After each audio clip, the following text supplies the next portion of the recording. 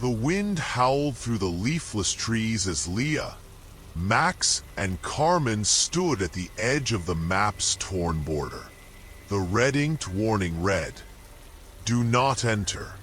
The forest knows no face."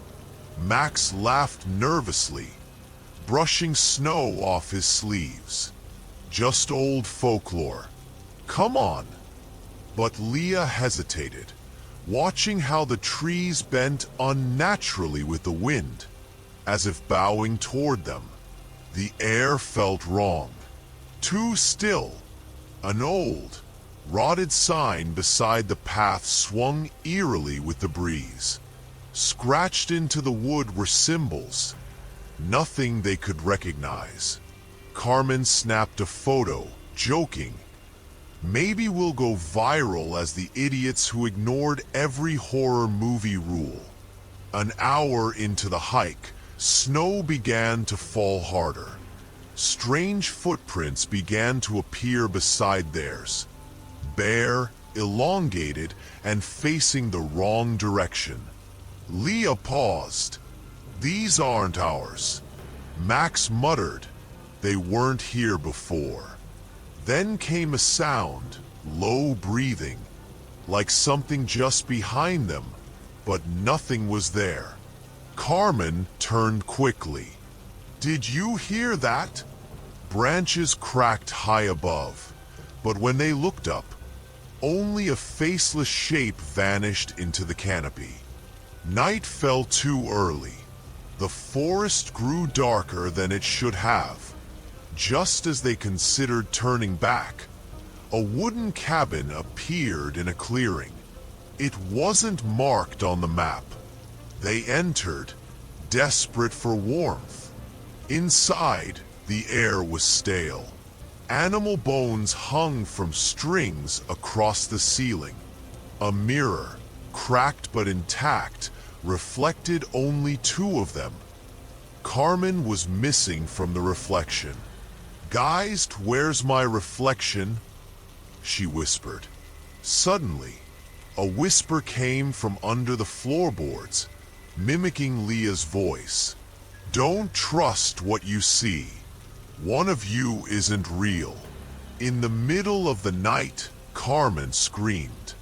By the time they reached her bedroll, it was empty. Only claw marks on the wooden floor remained.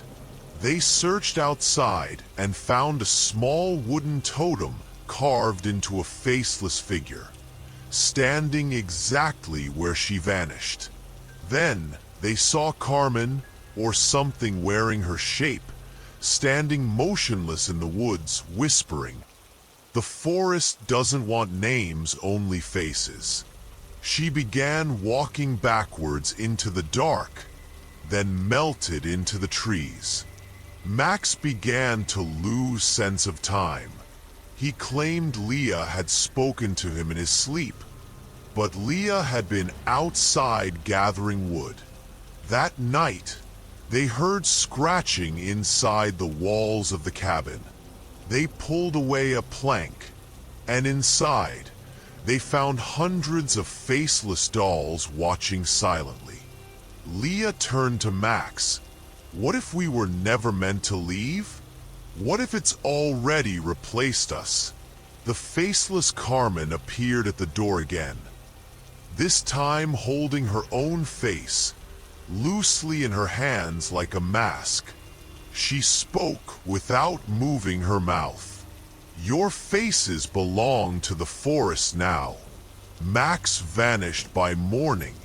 Leah, desperate, tried retracing their path, but the trail looped endlessly. The sun never rose again.